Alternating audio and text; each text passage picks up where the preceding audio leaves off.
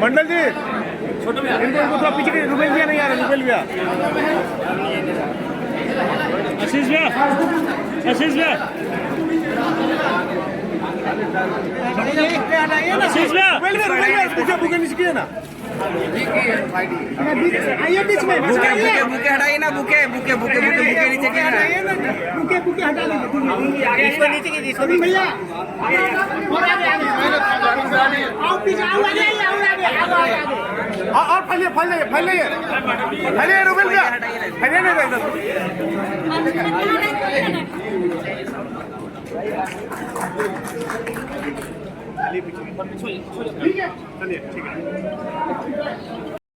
दीजिए।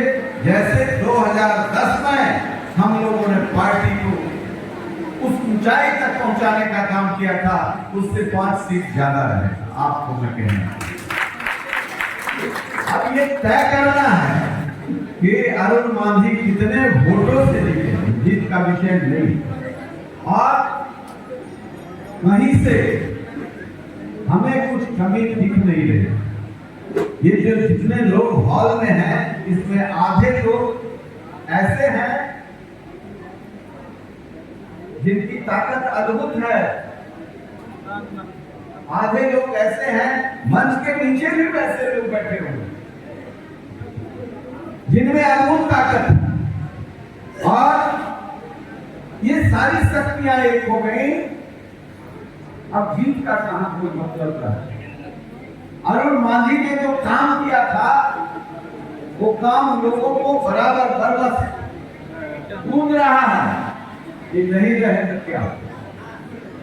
हम 99 में यहाँ से एमपी थे, सड़कें नहीं थी, जिस इलाके में जाने के लिए हमको 10 ठो राइफल जुटाना पड़ता। हम राइफल वाले नहीं हैं, लेकिन यहाँ के विधायिका पूनम देवी कहती थी, उस समय साथ में थी, वो कहती थी कि उस इलाके में जाइएगा तो जरा तैयारी से जाना। हम भी ठीक है, तैयारी हो जाएगा। तो हम तैयारी से जाते थे और रात में भी मीटिंग करते थे।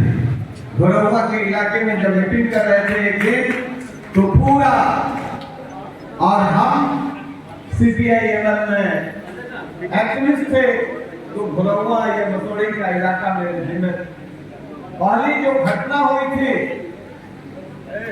और घोरौवा में जो 11 लोग मारे गए थे बीएमपी एनकाउंटर में, उसमें हम और राजनाथ मेहता गोली पहुंचा करके आए थे, कहीं तो वहीं शहीद हो।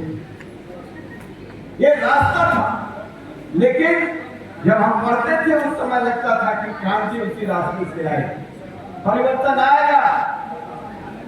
लेकिन नीतीश कुमार के नेतृत्व में जो विकास का आलम बना है, इसको अवलेह में बनाना है, इतना कठिन अवलेह बनाना है कि जंगल राज वाले माथा टकराएंगे तो माथा फूट जाएगा।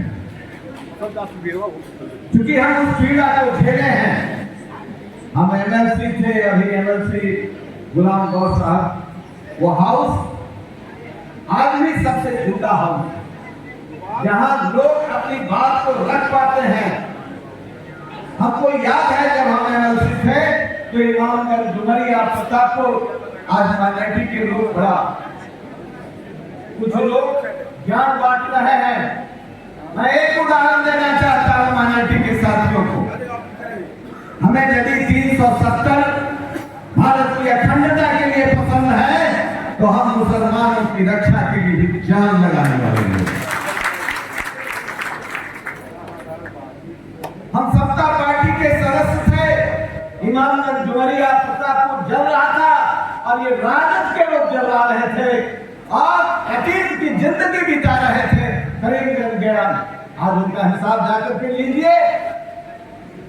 ये सारे लोगों को ध्यानाकर्षण ला करके आज तक वो रिपोर्ट चूंकि लंबे दिनों तक घूम खा रहा है, तो इनका चेहरा साफ हो जाए जो सामाजिक न्याय और माइनॉरिटी की बात करते हैं। जावेद साहब ने कहा अरुण बाबू छोड़ दी, मुझे बहुत मानते थे।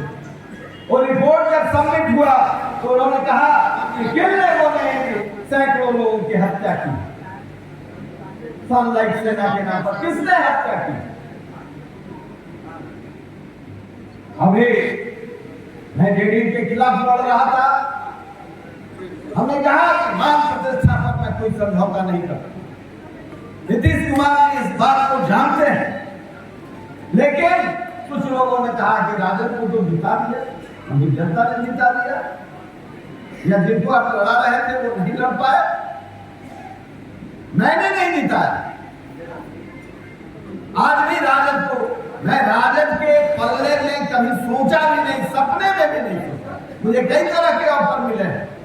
हमने कहा कि जिस जंगल राज को हमने देखा है, उस जंगल राज की वापसी कतई पसंद नहीं है। मेरी लाश भी निकल जाएगी, मैं उस जमात को स्वीकार नहीं। और